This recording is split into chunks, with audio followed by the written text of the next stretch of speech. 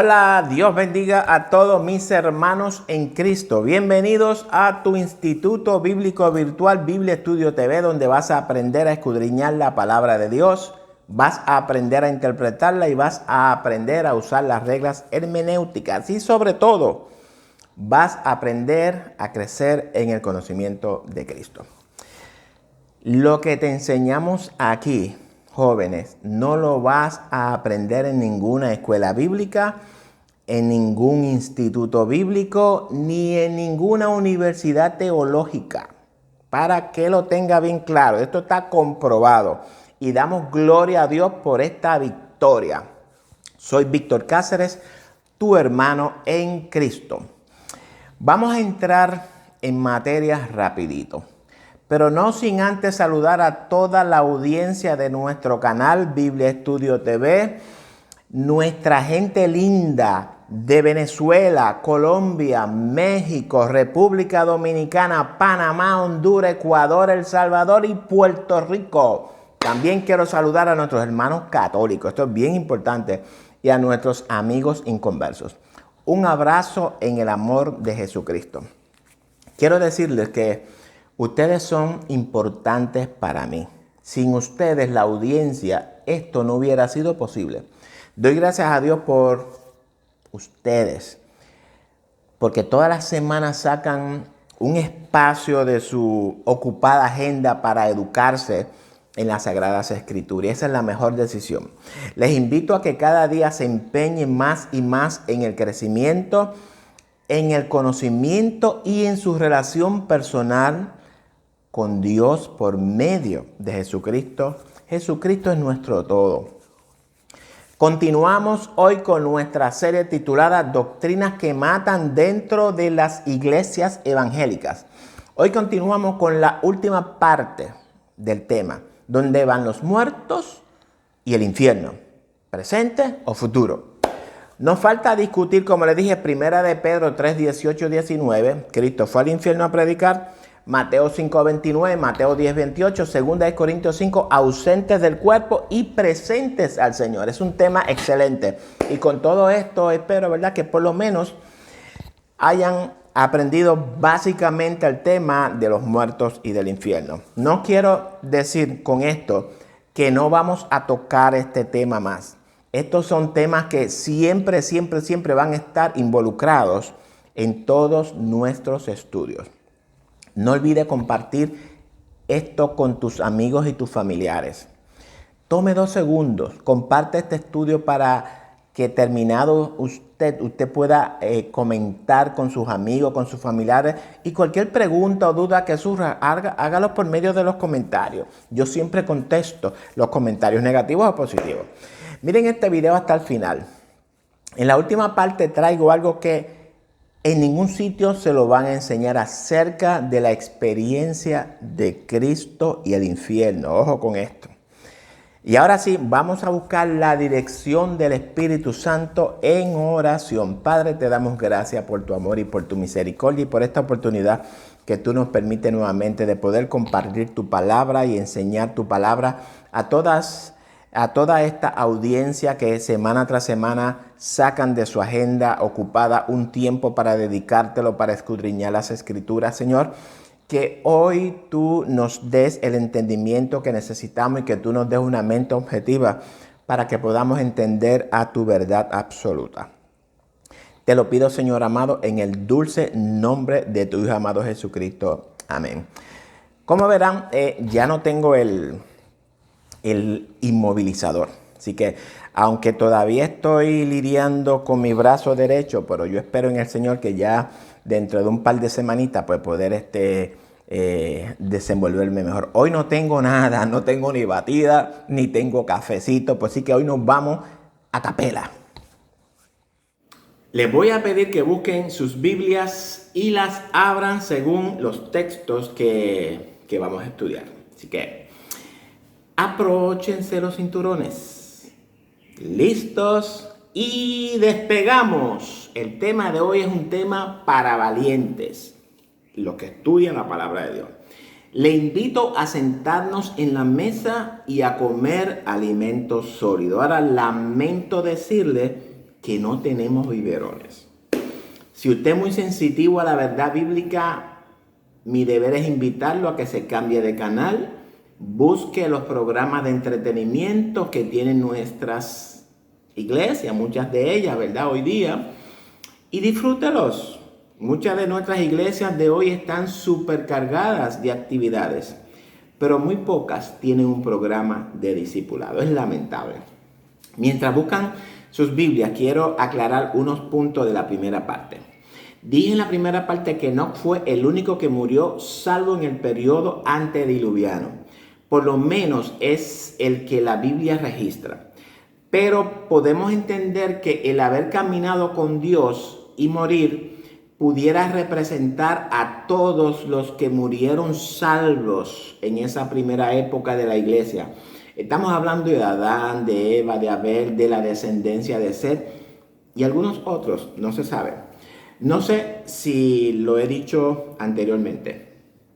El periodo antediluviano representa a la historia de la iglesia y la humanidad postdiluviana. Pero de esto vamos a hablar en otra oportunidad, en otro programa.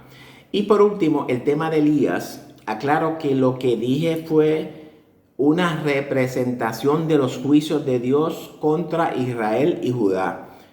Una enseñanza para que no haya confusión. Que Juan haya venido en el espíritu de Elías no quiere decir que el espíritu de Elías resucitó en Juan, mi querido hermano. Debemos de aprender a interpretar las simbologías bíblicas. No todo podemos tomarlo como literal. El Antiguo Testamento es una representación del Nuevo Testamento, para que empiecen por ahí. Ahora sí, vamos a buscar la carta de Primera de Pedro. Vamos a entrar ahora al tema del infierno. Aclaro, nunca he enseñado que el infierno no es real. Sí es real y muy real. El credo católico de los apóstoles dice que Cristo descendió a los infiernos. ¿De dónde saca la Iglesia Católica la enseñanza de que Cristo descendió a los infiernos? Vamos a buscar Primera de Pedro 3, 18 al 20 y analicemos lo que Pedro enseña a la iglesia. Porque también Cristo padeció una sola vez por los pecados, el justo por los injustos, para llevarnos a Dios, siendo a la verdad muerto en la carne, pero vivificado en espíritu. Pregunta, ¿por qué murió Cristo según Pedro? Pues dice Pedro que murió por nuestros pecados. ¿Cómo lo logró? Pedro dice que padeciendo por nuestros pecados. Una vez que lo hizo, no hay nada más que hacer. Cristo padeció lo que nos tocaba a nosotros padecer, mis queridos hermanos. Y más adelante vamos a abundar en este tema. Vamos a ver qué continúa Pedro diciendo en 1 de Pedro 3:19. En el cual también fue y predicó a los espíritus encarcelados. ¿A quién dice Pedro que Jesucristo les predicó? Bueno, dice que a los espíritus encarcelados. Vamos a analizar este texto cuidadosamente. Vamos a aplicar algunas reglas de hermenéutica. Vamos a usar el contexto. Lo primero que debemos de aprender acerca de la palabra espíritu es que debemos de interpretarla dentro del contexto en el que el escritor habla. ¿Por qué esto? Bueno, esto es necesario porque la palabra espíritu, con minúscula, tiene mucho significado. Ejemplo, actitud, ángeles, personas, almas, vida, mente, entre otras cosas. Pero a mi siervo Caleb, por cuanto hubo en él otro espíritu, es decir, otra actitud, y decidió ir en pos de mí, yo le meteré en la tierra donde entró, y su descendencia la tendrá en posesión. Todo lo que tenía aliento de espíritu de vida en sus narices, todo lo que había en la tierra murió. Jóvenes, este otro texto que destruye por completo la teoría del alma inmortal. Y dice Pablo en 2 de Tesalonicenses que no se deje mover fácilmente de su manera de pensar. ni por cartas, ni por palabra, ni por espíritu. Aquí la palabra espíritu significa personas. Los demás lo voy a dejar en asignación para ustedes. Pedro dice que Jesucristo fue a predicar a los espíritus encarcelados. Dice aquí que Cristo predicó en el infierno. No, no lo dice.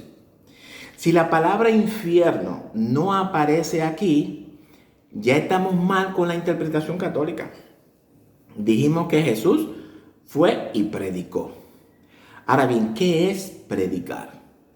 Predicar viene del griego keruso y significa proclamar una verdad. En nuestro caso, pues, la predicación del Evangelio de Salvación. La pregunta es, ¿para qué predicamos? ¿No es para salvación? Entonces, el interpretar que Cristo descendió al infierno a predicarles a los que estaban en tormentos no tiene sentido. Imagine a Cristo descendiendo al infierno donde está todo el mundo sufriendo, buscando una esperanza para salir del lugar. Y viene Cristo y les dice, está caliente, ¿verdad? Y ellos, sí, está muy caliente. Tengo buenas noticias. El Evangelio de Salvación. Pero no lo puedo compartir con ustedes porque ya no tienen oportunidad. ¿Cuál usted cree que sería la reacción de los condenados? Eso mejor ni se lo digo, imagínenselo. Vamos a leer el verso 19 nuevamente. En el cual también fue y predicó a los espíritus encarcelados. Si ya hemos visto que la palabra espíritu debemos de interpretarla dentro del contexto en el que hablamos, ¿cómo debemos de interpretarla aquí? La respuesta está en la propia Biblia, en el verso 20. Los que en otro tiempo desobedecieron cuando una vez esperaba la paciencia de Dios en los días de Noé, mientras se preparaba el arca en la cual pocas personas, es decir, 8, fueron salvadas por agua. Ahora, la palabra espíritu tiene sentido. ¿Quiénes eran los espíritus? La creación antediluviana. ¿Cómo le fue a predicar Cristo? Cristo le predicó a la era antediluviana por medio de Noé. ¿Por qué dice Pedro que eran espíritus encarcelados? Porque eran esclavos del poder del pecado. Porque estaban en pecado, fueron todos al infierno. No, ya eso lo hemos hablado. Están en el mismo lugar donde está Enoc y Noé y toda su descendencia, muertos. Ahora bien, la teología católica toma este texto para enseñar que luego de que Cristo murió, fue al infierno y predicó a las almas en tormentos. Y tenemos un problema aquí, porque esta enseñanza va totalmente en contra de lo que Jesucristo enseña a su iglesia y en contra de lo que los mismos apóstoles enseñaron. Y aprovecho la oportunidad para los hermanos católicos que están viendo este video. Por favor, recapaciten y salgan de donde está el trono de Satanás. Hay un reino glorioso que Cristo quiere compartir con todos ustedes y con nosotros también. Pero para esto es necesario, mis queridos hermanos católicos, nacer de nuevo. Eso es importantísimo. Y el problema no es tanto con el catolicismo, sino con las iglesias evangélicas que han adoptado esta enseñanza de la madre. Aprovecho para decirle a los amigos que me llaman pastor, pastorcito, aquello y lo otro. Miren, yo nunca he dicho que yo soy pastor. Nunca lo he dicho. Yo no soy nada. Yo simplemente soy el hermano Cáceres, el hermano Víctor Cáceres, que Dios le hizo un llamado para enseñar su palabra. Yo no tengo títulos, no soy ni doctor en divinidad, ni mucho menos. Yo respeto a lo que son teólogos, doctores en divinidad, doctores en teología, licenciados predicadores, exhortadores y todas esas cosas. Mire, a mí los títulos, Dios no me llamó por títulos. A mí los títulos no me interesan porque el título mío lo tiene el Señor. Y yo todavía ni siquiera sé cuál es el título. Que cuando resucitemos es que Él me va a decir a mí cómo es que Él me va a llamar. La piedrecita blanca con el nombre, que ese es mi título, ese es mi nombre. Así que eso es una información para que estemos claros, para aquellos hermanitos que me critican. Oye, me han criticado duramente por los estudios de las 7 iglesias y por este estudio también. Pero el propósito de este estudio, mi hermano, es para crecimiento y edificación de las iglesias. Ese es todo el propósito. Ahora bien, vamos a descubrir qué nos enseña Jesucristo acerca del infierno. Recordemos que Jesucristo establece los principios bíblicos, los apóstoles los desarrollan. ¿Qué es el infierno del que habla Cristo en sus evangelios? La palabra infierno aparece 13 veces en la Biblia, 11 en los evangelios, 1 en Santiago y otro en 2 de Pedro. Es decir, que Jesucristo fue el que más habló acerca del infierno, como un lugar terrible de sufrimiento, angustia, dolor, y que Él no quería que nadie fuera a ese lugar. Esta es otra enseñanza que la iglesia evangélica ha adoptado en su teología. Jesucristo enseñó acerca del infierno, pero no de la manera en la que la iglesia enseña. Estamos hablando de dos teologías diferentes, mis queridos hermanos. Ya hemos analizado por encima la parábola de rico y Lázaro. Y me asalta esta pregunta. ¿Por qué Lázaro nunca relató acerca del lugar donde estuvo cuando estaba muerto? ¿Qué tal el hijo de la viuda de Naín y los demás que Cristo resucitó? ¿Por qué no hay registro de algo tan importante y revelador acerca del lugar donde fueron? No existe ningún relato de Lázaro ni de ninguno porque dice Eclesiastés que su memoria es puesta en olvido. Están durmiendo. Ahora bien, ¿qué nos enseña Jesús acerca del infierno? Vamos a escudriñar algunos textos donde Jesús habla acerca del infierno. Antes de empezar, quiero que conozcan la definición de la palabra infierno. La palabra infierno viene del latín inferum o inferus, por debajo del lugar inferior subterráneo, y está en relación con la palabra Seol en hebreo y Hades del griego, que significa, ¿verdad? La definición de Seol o de Hades sabemos que es tumba o sepulcro, ya eso usted lo puede buscar en el diccionario. La palabra infierno también fue conocida en Jerusalén después del año 638 a.C. como Gehenna, que no es otra cosa que el valle de Hinnom convertido en el lugar utilizado para incinerar los desperdicios de Jerusalén. En las traducciones católicas se sustituye la palabra Gehenna por infierno.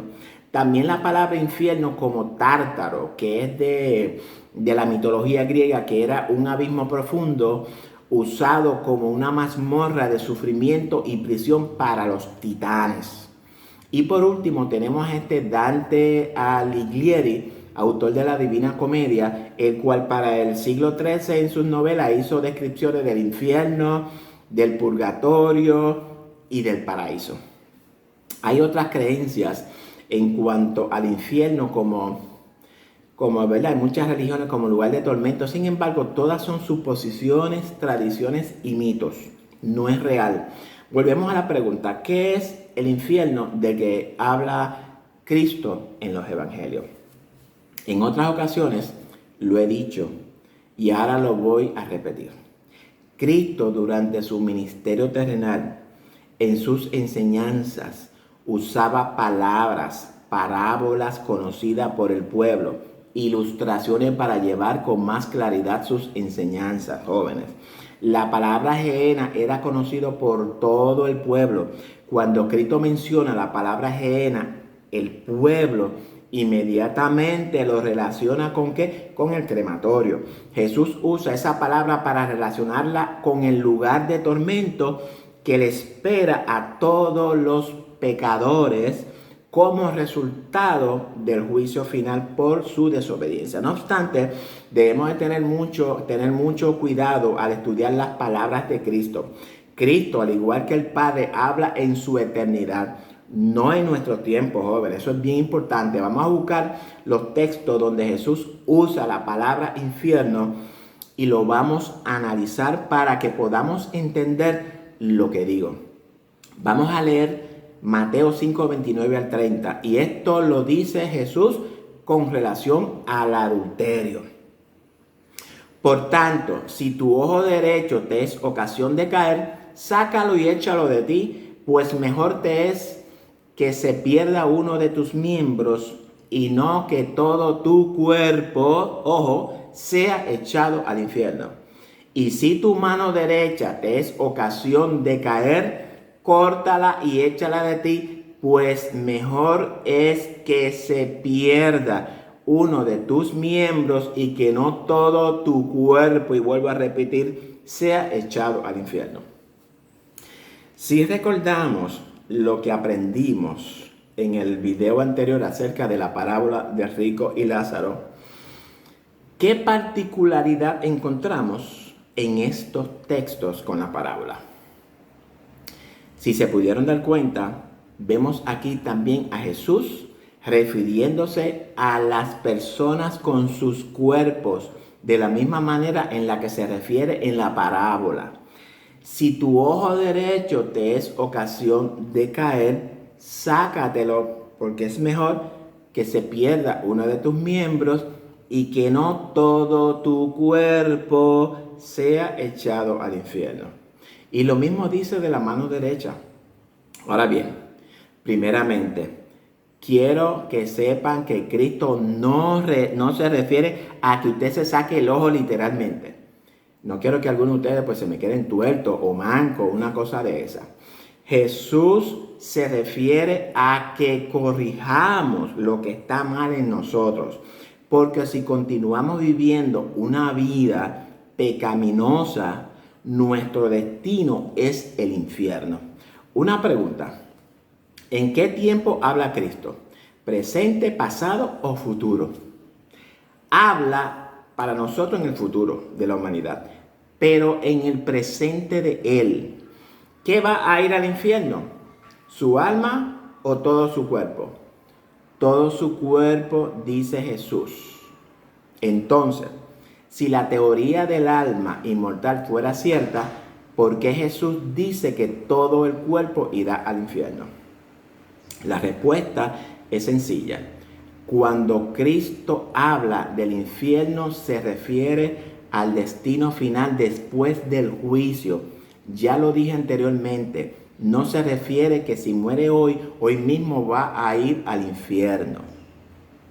Me disculpan los maestros, los teólogos, los eruditos, nuestras iglesias están enseñando algo incorrecto, algo que Cristo nunca enseñó. Es mi responsabilidad advertir a las iglesias acerca de este tipo de enseñanzas, consideradas paganas y condenadas por el mismo Dios. Vamos a leer este otro texto, que es muy controversial. Busquen Mateo 10, 28.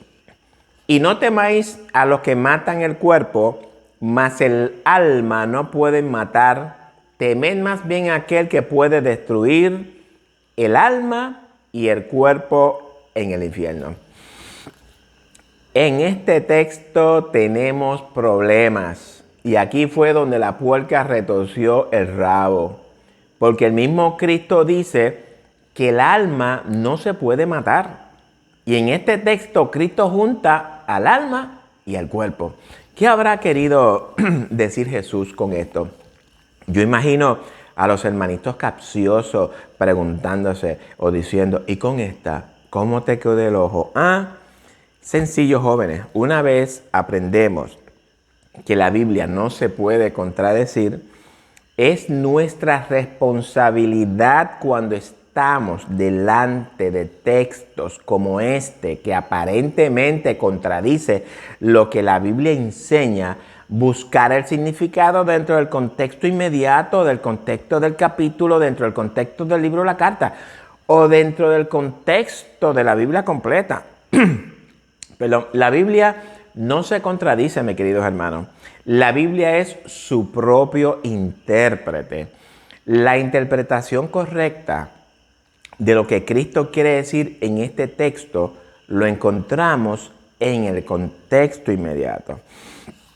Perdón, vamos a leer los versos anteriores y posteriores, empezando desde el 16 al 31. Son varios textos, pero es necesario que este texto quede entendido por la iglesia. Tenemos que parar urgentemente de estar sacando textos fuera del contexto, creando un pretexto para traer una enseñanza errónea. Vamos a leer los textos completos. Persecuciones venideras. He aquí yo os envío como a ovejas en medio de lobos. Sed pues prudentes como serpientes y sencillos como palomas. Y guardaos de los hombres, porque os entregarán a los concilios y en sus sinagogas os azotarán. Y aun ante gobernadores y reyes seréis llevados por causa de mí para testimonio a ellos y a los gentiles. Mas cuando os entreguen, no os preocupéis por cómo o qué hablaréis, porque en aquella hora os será dado lo que habéis de hablar. Porque no sois vosotros los que habláis, sino el Espíritu de vuestro Padre que habla en vosotros. El hermano entregará a la muerte al hermano, y el padre al hijo, y los hijos se levantarán contra los padres, y los harán morir. Y seréis aborrecidos de todos por causa de mi nombre, mas el que persevere hasta el fin, éste será salvo. Cuando os persigan en esta ciudad, huid a la otra, porque de cierto os digo que no acabaréis de recorrer todas las ciudades de Israel antes que venga el Hijo del Hombre. El discípulo no es más que su maestro, ni el siervo más que su señor. Bástale al discípulo ser como su maestro y al siervo como su señor. Si al padre de familia llamaron Beelzebú, ¿cuánto más a los de su casa? Así que no los temáis, porque nada hay encubierto que no haya de ser manifestado, ni oculto que no haya de saberse. Lo que os digo en tinieblas, decidlo en la luz, y lo que oís al oído, proclamadlo desde las azoteas. Y no temáis a los que matan el cuerpo, mas el alma no pueden matar. Temed más bien a aquel que puede destruir el alma y el cuerpo en el infierno. ¿No se venden 2 pajarillos por un cuarto?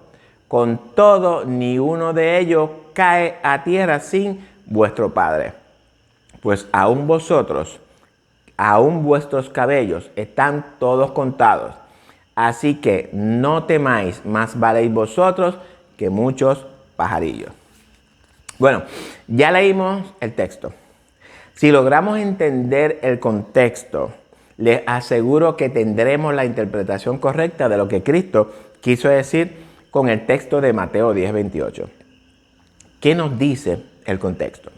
¿De qué habla Jesús? Voy a decir de lo que habla Jesús, cuidadosamente, para que entienda. Jesús envía a sus discípulos a una misión, a predicar el evangelio a todo el mundo. En esa misión se van a encontrar en peligro, van a encontrar persecución, ovejas en medio de lobos. Les dice que si a él lo persiguieron para matarlo, a ellos también lo van a perseguir para matarlos. Pero tranquilos, no les tengan miedo a que te maten, porque te podrán matar físicamente, pero tu vida no la pueden tocar, porque tu vida está en mis manos, por tanto no temas. Y si vas a temer, témele a aquel que te puede matar físicamente y también puede destruir tu vida en el infierno. Ni un pajarillo dice que cae en tierra sin que vuestro Padre lo sepa. Y dice que también vosotros valéis mucho más que todos esos pajarillos. Dice que también todos nuestros cabellos están contados. En otras palabras, Jesús les dice a sus discípulos que Él tiene el control de nuestras vidas y nadie se la puede arrebatar de sus manos, queridos hermanos.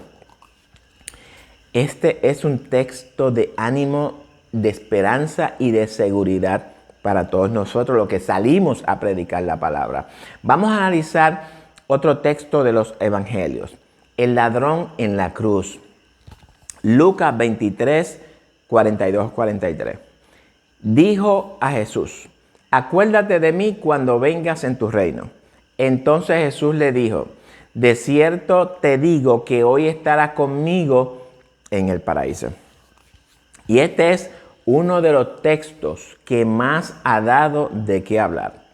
Un texto interesantísimo, jóvenes, y revelador. No lo voy a explicar, pero este texto ha sido maltratado con muchas supuestas interpretaciones.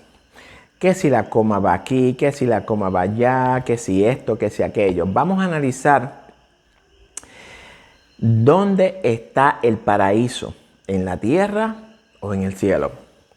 La respuesta rápida que nos enseñaron es en el cielo. Tan sencillo como eso. Pero ¿qué dice Apocalipsis acerca del paraíso?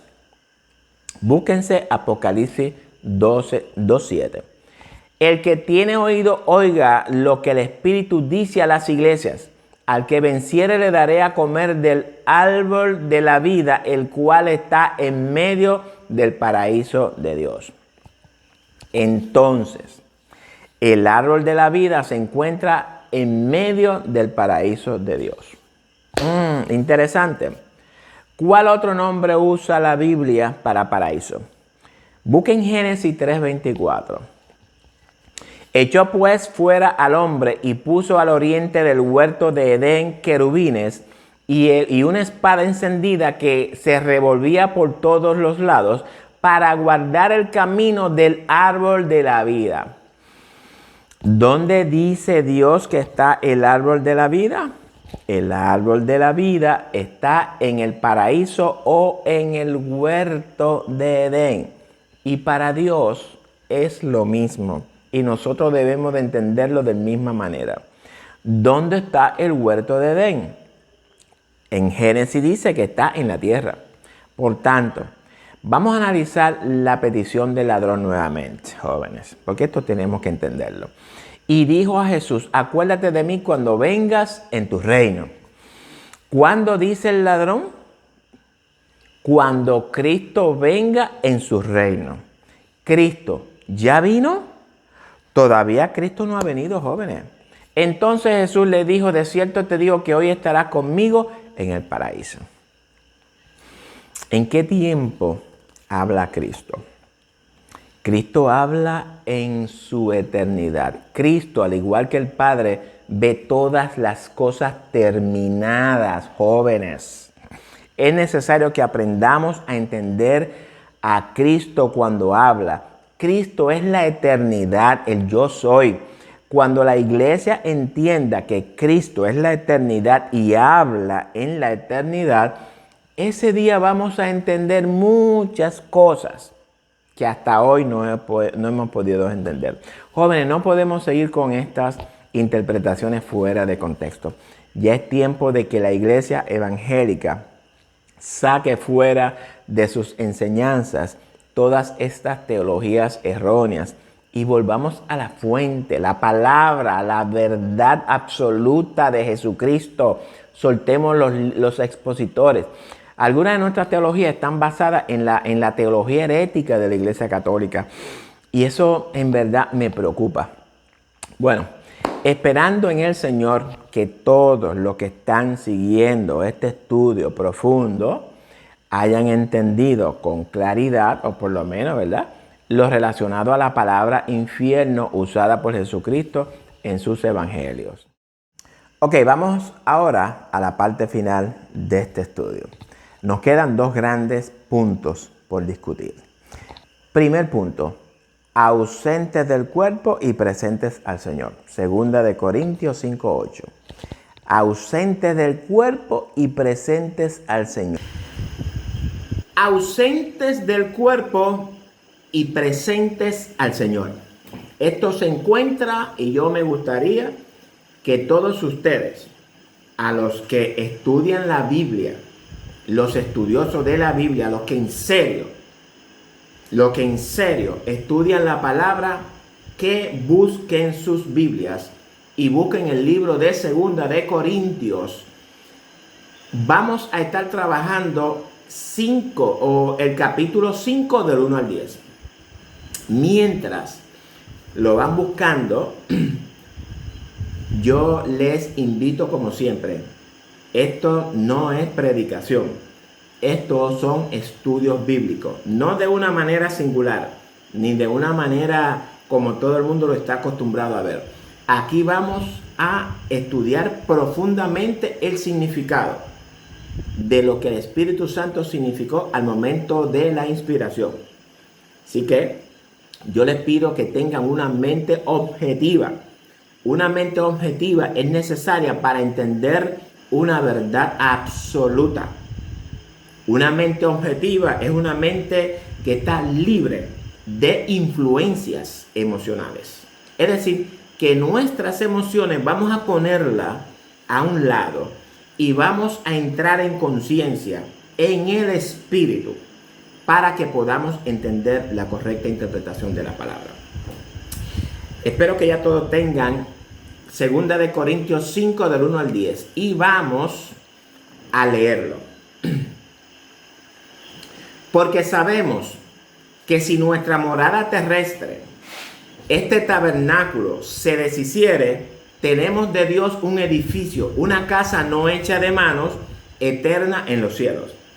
Y por esto también gemimos, deseando ser revestidos de aquella nuestra habitación celestial, pues así seremos hallados vestidos y no desnudos.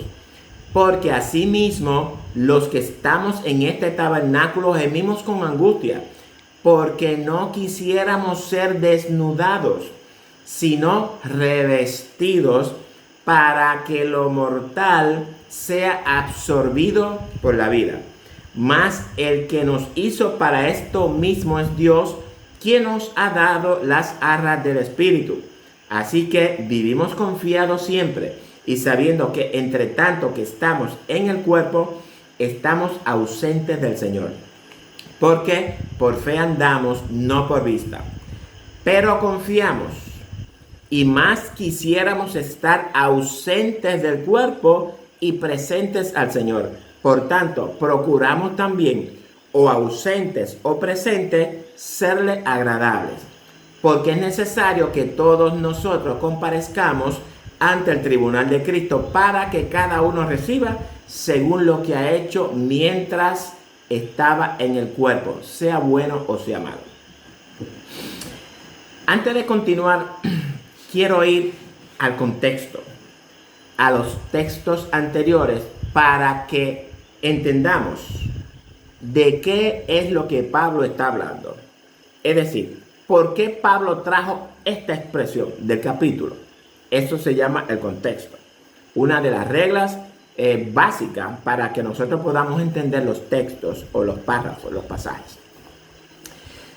Vamos a buscar 2 de Corintios 4, del 14 al 18. Esos versos, eso es lo que llama el contexto inmediato. Vamos a analizar estos versos. Vamos a leer. Sabiendo que el que resucitó al Señor Jesús, a nosotros también nos resucitará con Jesús y nos presentará juntamente con vosotros. El tema de aquí entonces se trata de ¿qué? De la resurrección. Y fíjate, y vamos a analizar un poquito este contexto. Fíjate que Pablo le dice a los corintios que en el momento de la resurrección, todos seremos presentados delante del Señor. Dice, y nos presentará juntamente con vosotros. Nadie va a ver al Señor antes ni después. Todos a la misma vez. Y esto quiero que lo entendamos, hermanos. Todos vamos a ver a Cristo a la misma vez.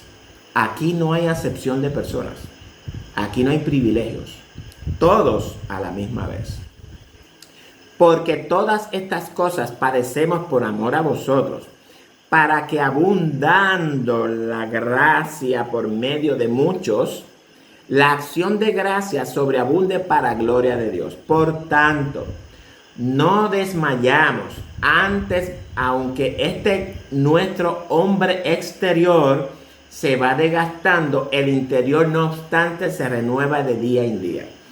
Aquí Pablo está hablando de ¿qué? De nuestro hombre exterior, es decir, de nuestro cuerpo, de nuestra humanidad, nuestro cuerpo físico. Dice que se va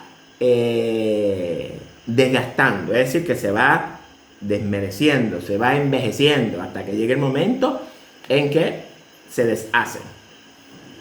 Porque esta leve tribulación momentánea produce en nosotros un cada vez más excelente y eterno peso de gloria, no mirando nosotros las cosas que se ven, sino las que no se ven. ¿Cuáles son esas cosas que se ven? Pues el mundo que nos rodea, jóvenes. Incluye situaciones, circunstancias, seres humanos, todo lo que nos rodea es lo que nosotros podemos ver. Ese es el mundo. Y nosotros, dice, no mirando nosotros las cosas que se ven, es decir, lo que está alrededor nuestro, lo del mundo, sino las cosas que no se ven. ¿Qué es lo que nosotros no podemos ver? Nuestra esperanza. Porque nosotros esperamos al Señor. Esperamos un reino. Esperamos que vamos a reinar con Él. Esperamos que tenemos una nueva ciudadanía. Esperamos que tenemos nueva ciudad. Es decir, que todo lo que nosotros esperamos es totalmente nuevo, pero todavía no lo vemos. Pero vivimos conforme a eso. ¿Ok? Conforme a eso. No conforme a lo que estamos mirando en el mundo. Pues las cosas que se ven son temporales, es decir, todo esto lo del mundo va a pasar, en un momento u otro va a terminar, pero las que no se ven son eternas. Es decir, el reino de Cristo es un reino eterno. Y tú y yo somos parte de ese reino. Y tenemos que vivir conforme a ese llamamiento que Jesús nos ha hecho. Tenemos que vivir conforme al llamamiento, conforme a esto que sabemos, que nos trasladó del reino de las tinieblas y nos puso en el reino de luz. Es decir, vivimos conforme al reino de luz. Son identidades, estas cosas, y vamos a tocarlo más adelante. Así que Pablo habla entonces de la resurrección de nuestros cuerpos. Me perdonan un poquito si la cámara se está moviendo un poco. Lo que pasa es que estoy utilizando otro stand, pero y con el escritorio se me está moviendo. Pablo habla de la resurrección de nuestro cuerpo. Ahora vamos a analizar el texto de hoy. Segunda de Corintios 5 del 1 al 10. Y vamos a tratar de explicarlo texto por texto para que logremos entender. Porque sabemos que si nuestra morada terrestre, este tabernáculo, se deshiciere. Vamos a identificar aquí qué Pablo quiere decir con esta morada terrestre. Este tabernáculo. Obviamente, Pablo aquí se está refiriendo a nuestro cuerpo corruptible. Que nosotros estamos en nuestro cuerpo corruptible. Dice que si este cuerpo se deshiciera, puede ser que muera Obviamente, para que se deshaga tiene que morir. Para que resucite hay que morir. Si usted no muere, usted no puede resucitar. Y lo mismo le digo, que si espiritualmente usted no muere, usted no puede nacer de nuevo. Esto es un punto bien importante que tenemos que tenerlo claro. Para vivir tenemos que morir. Así que tenemos de Dios un edificio, una casa no hecha de mano, eterna en los cielos. Esa casa hecha de manos,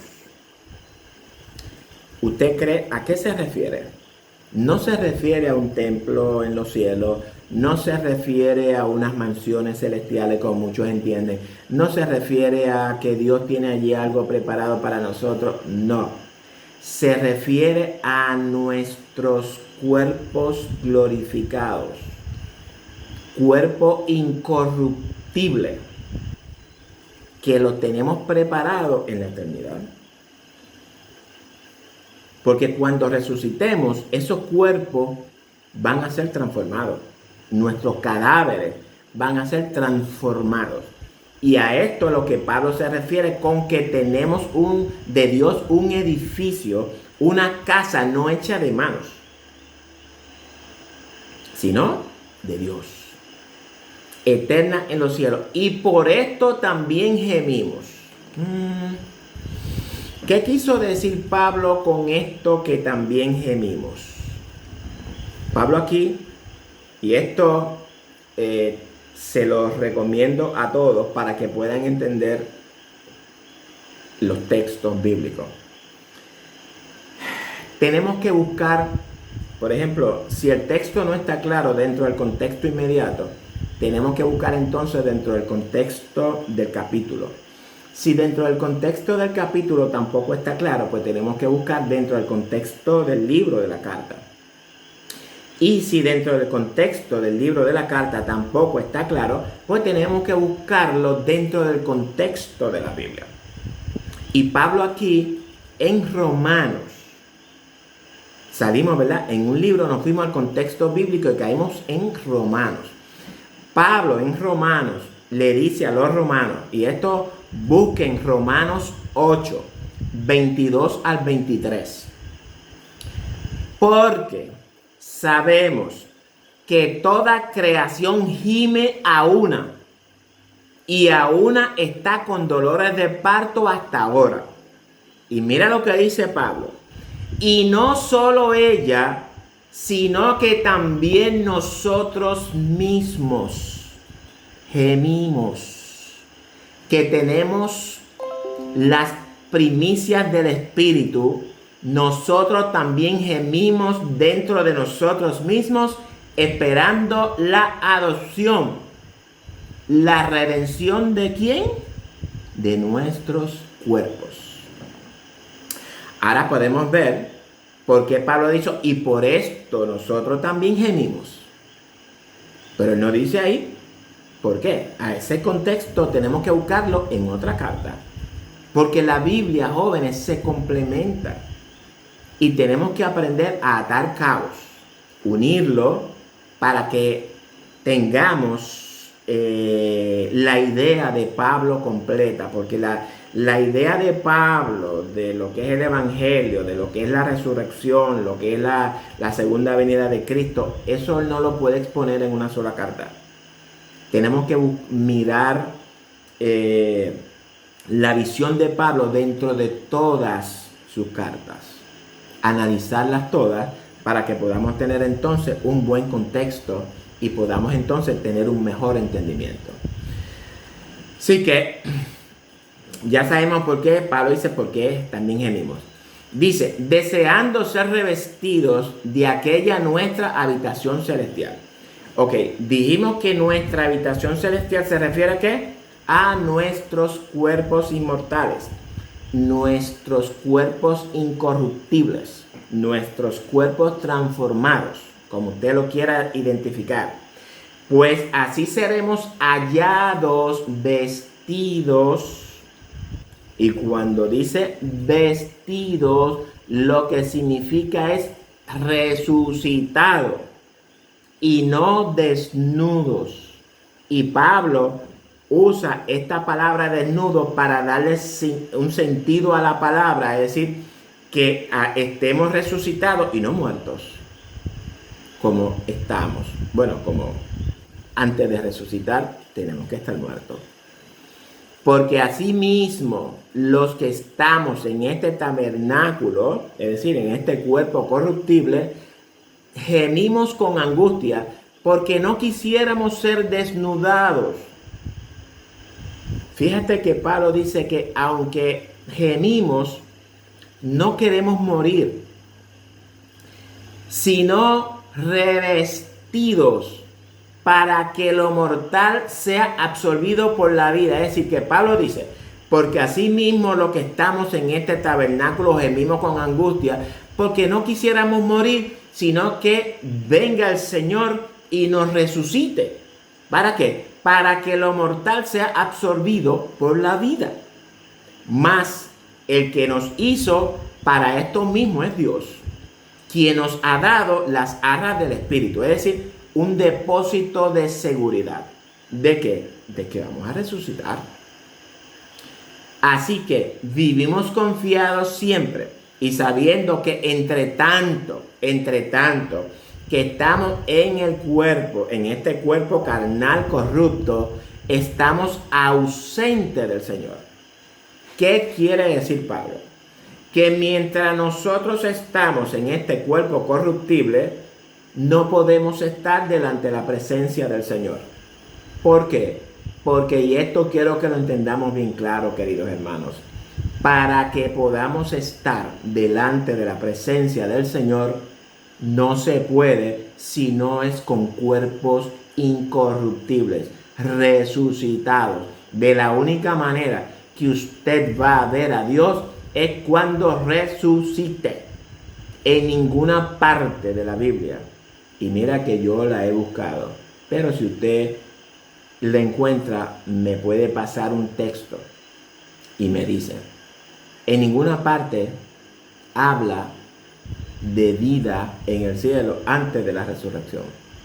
Pero eso es un tema que vamos a discutir más adelante en otro texto difícil. Porque por fe andamos, no por vista, pero confiamos y más quisiéramos estar ausentes del cuerpo. Es decir, que Pablo dice, pero confiamos y más quisiéramos estar ausentes del cuerpo, de este cuerpo corruptible, ausentes y presentes al Señor. Es decir, que Pablo dice que él prefiere no estar aquí en la tierra y estar en la presencia del Señor. Pero, vuelvo y lo repito, para estar delante de la presencia del Señor tiene que ser con cuerpos resucitados. No como nos han enseñado enseñanzas tradicionalistas. Cuerpos glorificados son los únicos que pueden ver a Dios. Y todos vamos a estar a la misma vez.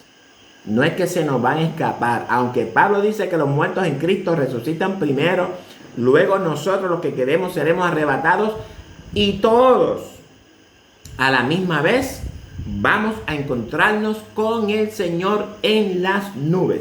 Todos a la misma vez. Y esa será la primera vez que vamos a ver al Señor. No antes. No antes. Yo, ¿verdad? Lamento que yo sé que hay hermanos que tienen otras enseñanzas, pero mi deber y mi responsabilidad es enseñar lo que la Biblia enseña. Si usted quiere continuar creyendo lo que le han enseñado, es opción suya. Usted puede continuar creyendo que vamos al cielo cuando nos morimos, que después vamos al infierno. Todas esas son unas teorías que vienen enseñándose de hace aproximadamente 250 años atrás. Porque la idea de los apóstoles, y mucho menos de Jesucristo, era esa. Cristo, y esto lo vamos a estudiar cuando en el próximo programa de textos difíciles, vamos a traer los textos de la resurrección. para que podamos entender la visión que tiene Cristo de lo que es la resurrección y Pablo y los apóstoles, para que podamos ver y analizar que están en armonías. Ninguno puede tener algo diferente a lo de Cristo. Todos tenemos que tener en armonía las enseñanzas de Cristo. Un solo evangelio, no dos evangelios, un solo evangelio. Y todos debemos estar en la misma página. Así que confiamos, ¿verdad? Y más quisiéramos estar ausentes del cuerpo y presentes al Señor. Es decir, que Pablo dice que quisiéramos estar ya resucitados y no vivir aquí en este cuerpo. Es los deseos de Pablo. Por tanto, procuramos también, ahora viene Pablo y nos da un consejo, por tanto, procuramos también, o ausentes, es decir, viviendo en nuestro cuerpo corruptible, o presentes, o viviendo en nuestro cuerpo incorruptible delante de la presencia del Señor, serles agradables. Es decir, que sea que estemos vivos aquí en la tierra, o que estemos en vida eterna con el Señor, debemos de serle agradables. Ahora bien, aunque yo sé que esto es un poquito difícil, ¿qué significa ausente del cuerpo y presentes al Señor, jóvenes? Resume, significa cuerpo resucitado o transformado. Pablo en ningún momento presenta la idea de que cuando morimos vamos delante de la presencia del Señor. Esa no es la creencia ni la teología de Pablo. Ni en la de Pablo, ni en la de los apóstoles, ni en la de David tampoco, ni en la de Salomón. Y mucho menos en la teología de nuestro Señor Jesucristo. Pablo y los apóstoles armonizan en creencias y teología de Jesucristo en cuanto a la muerte. El ser humano cuando muere, muere integralmente. Ya eso lo hemos dicho. Pero tengo buenas noticias para los que creen que cuando mueren van a la presencia del Señor. Cuando morimos, nuestra mente es puesta en olvido. Por tanto, cuando resucitemos, habrán pasado unos pocos minutos o segundos, porque el tiempo al morir se detiene para el muerto y al resucitar se reinicia. Por tanto, no tengo problemas cuando dicen que fueron a morar con el Señor, porque en el tiempo de Dios eso es real, pero no en el de nosotros. Por lo tanto, no podemos enseñar eso. Cuando Adán resucite, será como si hubiera dormido un par de horas. Esto, si usted lo cree, bien hecho. Y si no lo cree, bien hecho también. No tengo problema con eso. Creerlo no salva. Y si no lo cree, pues tampoco. Y ahora sí pasamos al punto tan esperado. Ya hemos aprendido que Jesucristo no experimentó el infierno cuando murió. Si no lo experimentó cuando murió, entonces ¿cuándo? Antes de contestar esta pregunta, vamos a ver qué Cristo o de qué Cristo, ¿verdad?, nos salvó en una forma por encima resumida. El primer hombre desobedece y pierde su posición, su identidad y su posición, su posposición y su herencia.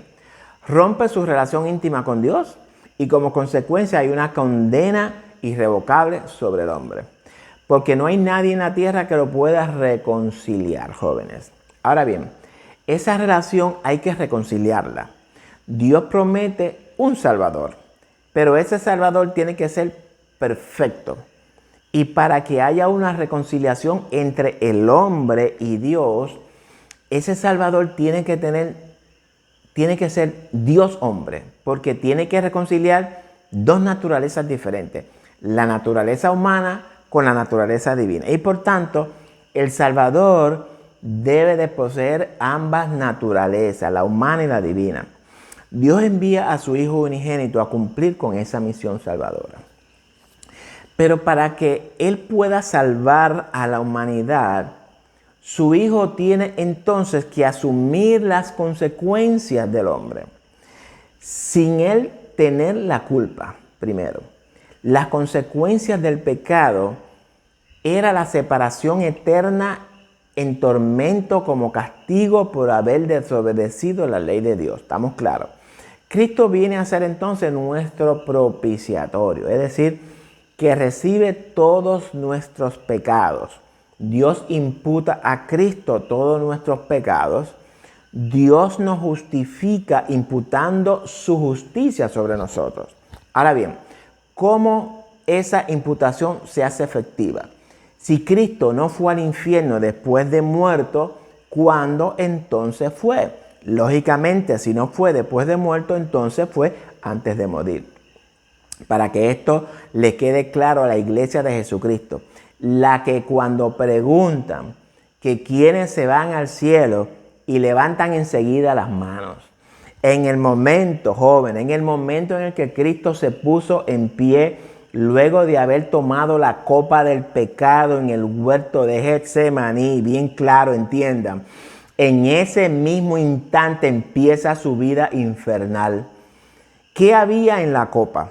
Estaban tus pecados y los míos, las mentiras, los adulterios, las fornicaciones, los asesinatos, la idolatría, todas nuestras inmundicias, una copa llena de putrefacción, la cual nos tocaba a nosotros tomarla. El infierno que Cristo vivió a partir de esa noche hasta el momento en el que murió en la cruz del Calvario, era el infierno que nos tocaba vivir a ti y a mí. Él sufrió, padeció el tormento que nos tocaba sufrir a nosotros, entiéndalo. Las bofetadas, los puños, los latigazos, la vergüenza, las injurias, las burlas, las espinas en la cabeza, la lanza en el costado, los clavos en las manos, los clavos en los pies. Lo vituperaron, dice Isaías que fue molido, el cuerpo molido por nuestros pecados, nuestras rebeliones. Cristo tomó nuestro lugar en el infierno en vida para que nosotros pudiéramos vivir, jóvenes. Dice Isaías que por sus llagas fuimos curados. Esas llagas del cuerpo nos correspondían a nosotros. Las llagas de Cristo nos curaron de todos nuestros pecados.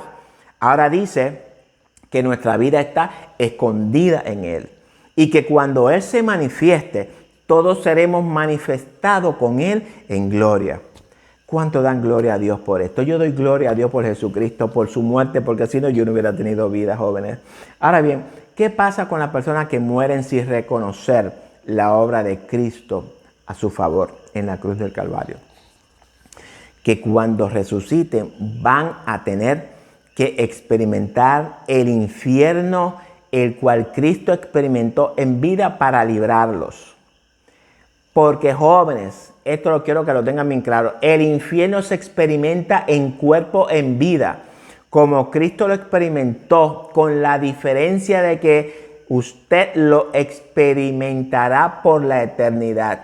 Yo en verdad lamento que usted tenga una teología diferente a lo de la Biblia. Sin embargo, usted todavía está a tiempo de cambiar. Queridos hermanos, me parece que ya es tiempo de que la iglesia despierte de ese sueño en el que está durmiendo. Y usted, querido amigo, me parece que ya es tiempo de que usted recapacite. Y este es el mensaje que Dios tiene para usted, que es un soldado de la Iglesia Católica. El Señor te hace un llamado en Apocalipsis 18, 4, 5, y a nosotros la iglesia también, que salgan de medio de ella para que no sean partícipes de sus juicios. Si el Señor me pregunta, ¿por qué enseñaste acerca del estado de los muertos? Mi rápida respuesta sería, porque eso fue lo que tú enseñaste durante el tiempo que estuviste en tu cuerpo.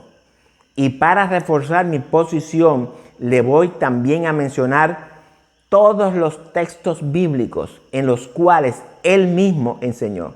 Y también le diré que Pablo y sus apóstoles enseñaron lo mismo. Esa es mi respuesta.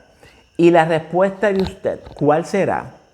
¿Qué evidencia escritural le mostrará? Le va a mostrar a Lucas 16, 19, 31. ¿Sabe usted cuál va a ser la respuesta de Jesús? Yo no enseñé eso. En ese pasaje yo no enseñé eso. Jóvenes, en vida, mis queridos hermanos, cuando resucite y vaya al juicio, su destino es el lago que hierve con azufre y fuego. El infierno se experimenta en vida. Y con esto termino el estudio, jóvenes. Recuerden, compartir este extraordinario estudio con sus amigos y familiares. Síganos en las redes sociales, Facebook y YouTube. No se pierda el próximo tema. El rapto secreto, doctrina bíblica o de hombres. Y también vamos a discutir el texto en Efesios 4:8. ¿Qué llevó Cristo a lo alto? ¿Los cautivos o la cautividad? Estudia este texto y lo vamos a discutir en la próxima semana. Así que, Señor, yo solamente le pido al pueblo que tenga discernimiento. Vamos a orar y vamos a pedirle al Señor que nos alumbre los ojos de nuestro entendimiento para que podamos entender su palabra. Dios bueno, Dios de misericordia, de justicia y de amor, ante tu presencia estamos, Señor, dándote gracias por este estudio, dándote gracias porque he cumplido el mensaje, de llevar el mensaje para que tu pueblo sea edificado, Señor. Todo para la gloria y para la honra tuya, Señor. Yo solamente soy el instrumento que tú escoges para llevar lo que tú quieras llevar a este pueblo. Soy nada, sin ti soy nada, Señor. Mi propósito con esto es edificar a tu iglesia, edificarla para que crezca en el conocimiento de Cristo, que dejen de tomar ya leche y vengamos a comer alimentos sólidos. Dios amado, danos el discernimiento y el entendimiento y que podamos recapacitar. Porque si no, Señor, el día que tú vengas a arrebatar a tu iglesia, muchos van a ser sorprendidos, esperando irse y no se van a levantar. Y eso es lamentable, Señor, que tu pueblo se pierda por falta de conocimiento. Todo esto, Señor amado, te lo ruego y te lo pido en el nombre de tu Hijo amado Jesucristo. Amén y amén. Jóvenes, ¿qué les puedo decir? Esta es la verdad absoluta de Cristo. Me han criticado, me han barrido el piso conmigo, me han dicho hereje, me han dicho pastorcito, me han dicho mentiroso.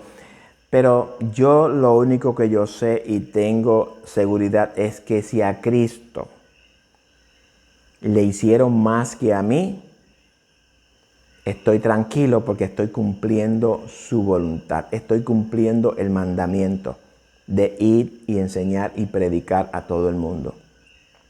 Estamos en unos momentos difíciles, jóvenes. Momentos muy difíciles. Donde dice la palabra que la doctrina no sufrirá, sino que vamos a tener comezón de oído. Es decir, que la gente va a comenzar a buscar cosas por ahí. ¿Qué es lo que está pasando? Están escuchando voces raras, doctrinas raras. Si no despertamos, jóvenes, nos va a pasar como a las 5 vírgenes insensatas.